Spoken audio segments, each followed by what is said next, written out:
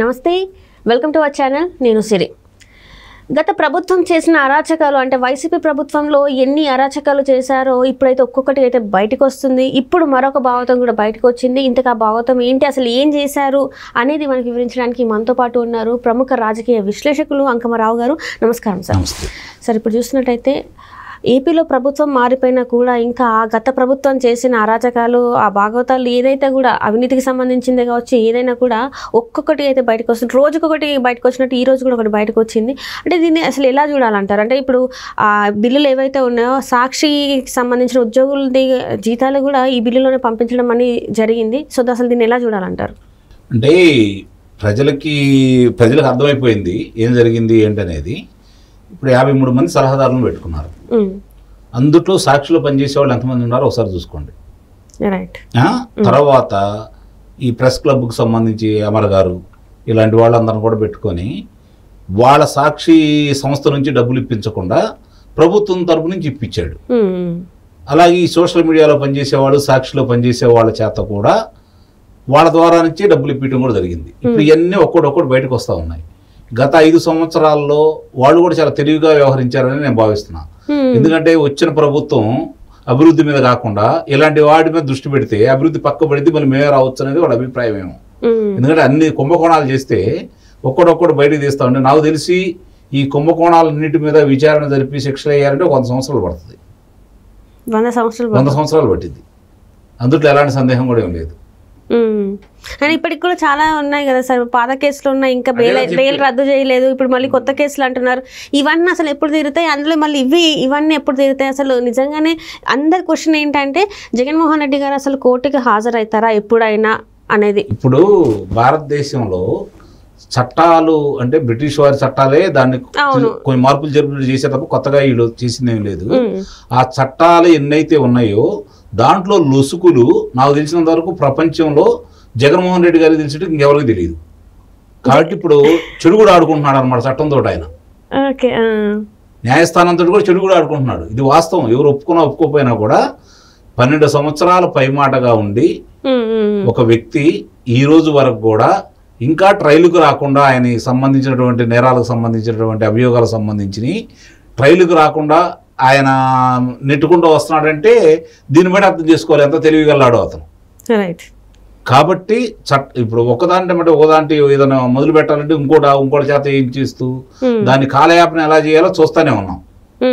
దానికి అధికారులను లోపరుచుకుంటున్నాడా, లేకపోతే న్యాయస్థానంలో ఉన్న వాళ్ళని లోపరుచుకుంటున్నాడా, న్యాయమూర్తులు లోపరుచుకుంటున్నాడా అని చెప్పి ఇది విధంగా అయితే మనం చెప్పలేం. కానీ జరుగుతున్న పరిణామాలన్నీ చూసుకుంటా ఉంటే దీంట్లో అందరి పాత్ర ఉందనేది మాత్రం వాస్తవం. Right sir. అంటే ఇప్పుడు ఈ బిల్లులు ఏదైతే ఉందో దానికి పైవకేశ్వ గారు అడిగితే, ఆర్థిక శాఖ మంత్రి గారు అడిగితే అధికారులు ఏమీ సమాధానం చెప్పలేని పరిస్థితిలో ఉన్నారు అని చెప్పేసి కూడా మరి వార్తలు వస్తున్నాయి. ఎందుకంటారు మరి? ఇప్పుడు అధికారులని మీరు సంతకం పెట్టండి, సంతకం పెట్టకపోతే వెళ్ళిపోండి, ఇంకెందుకు నేను చెప్పిన మీరు చేయండి అన్నాడు ఆయన.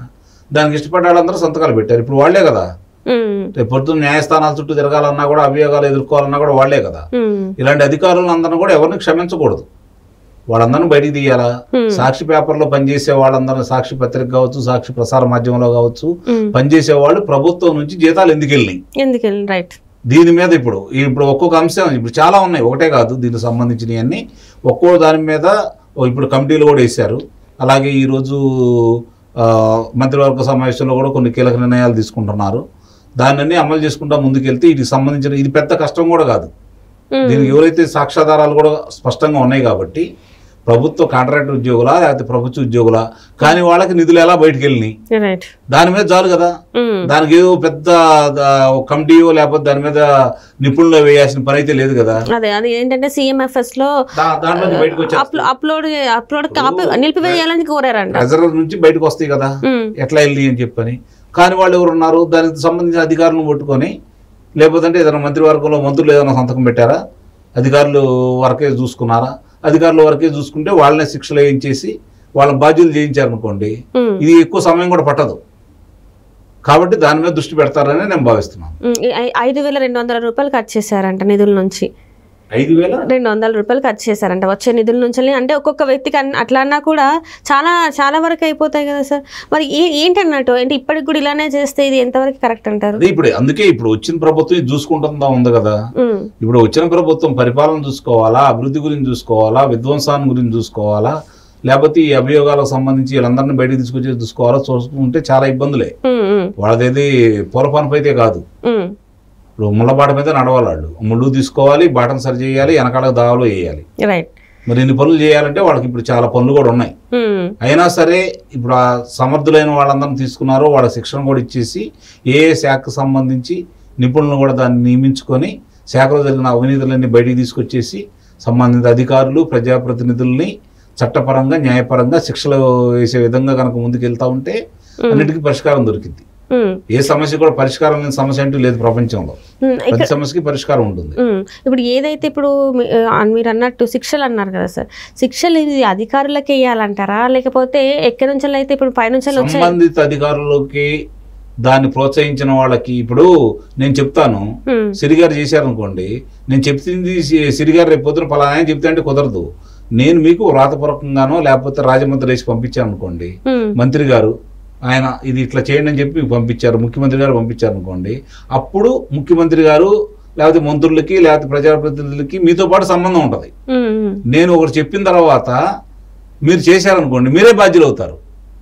కాబట్టి ఇక్కడ వీళ్ళు వాళ్ళ దగ్గర నుంచి సమాచారం తీసుకొని అనుమతి తీసుకొని చేశారా లేకపోతే ధృవీకరణ పత్రం తీసుకొని చేశారా అనే దాని మీద రేపు పొద్దున ఎవరికి శిక్షలు వేయాలనే మీద ఆధారపడి ఉంటుంది. ధృవీకరణ పత్రం ఉందనుకోండి, ఇచ్చిన వాళ్ళు అధికారులకి శిక్షలు పడతాయి. అది లేదనుకోండి, అధికారుల వరకు శిక్షలు పడతాయి. ఏముంది దాంట్లో? ఇప్పుడు దీంతో వాళ్ళ కెరియర్ పోయినట్టే కదా. ఎందుకు ఆలోచించలేకపోతున్నారు ఇంతమంది? అసలు అలాంటి వాళ్ళ గురించి మనం ఆలోచించడం పెద్ద తప్పు, మనదే తప్పు. అంతే. ముందు వాళ్ళ శిక్షలు వేసిన తర్వాత మాట్లాడుకో. అసలు శిక్షలు పడే అవకాశం ఉందంటే సందేహంగా పడతాయి. ఎందుకంటే ఇప్పటి వరకు చూస్తున్నట్టయితే ఇంకా అంటే ఎవరైతే నేతలు భూ కబ్జాలే కావచ్చు ఇవన్నీ చేసిన వాళ్ళ మీద ఇంకా ఇట్లాంటివి చర్యలు తీసుకోవట్లేదు అని చెప్పేసి ప్రజలు కొంచెం అసహనం ఉన్నారు. మరి వాళ్ళ మీద చర్యలు తీసుకునే అవకాశం ఉందా? ఇలాంటి అధికారుల మీద కూడా చర్యలు తీసుకునే అవకాశం ఉందా? ప్రభుత్వం 12వ తారీఖు నాడు ప్రభుత్వం ముఖ్యమంత్రిగా ప్రమాణ స్వీకారం చేశారు చంద్రబాబు నాయుడు గారు. ఈ రోజు లోకేష్ బాబు గారు బాధ్యతలు తీసుకున్నారు. ఉదయం కొల్లు రవీంద్ర గారు తీసుకున్నారు. అంటే ఇప్పటి వరకు సరిపోయింది. ఆ తర్వాత శాఖాపరంగా ఏమేమి జరుగుతుందని చెప్పని అధికారుల నుంచి తెప్పించుకుంటున్నారు. అలాగే కార్యకర్తల దగ్గర నుంచి ప్రజల దగ్గర నుంచి కూడా వచ్చిన వినతులు తీసుకొని రెండింటిని సమీక్షించుకొని దాని మీద ఒక్కొక్కటి మొదలు పెడుతున్నారు. ఆ మొదలు పెట్టే క్రమంలో ముందు వెనక జరుగుతాయి, జరగకుండా అయితే ఉండవు. కానీ అధికారులు కంపల్సరీ వాళ్ళకి శిక్షలు అనేవి పడతాయి.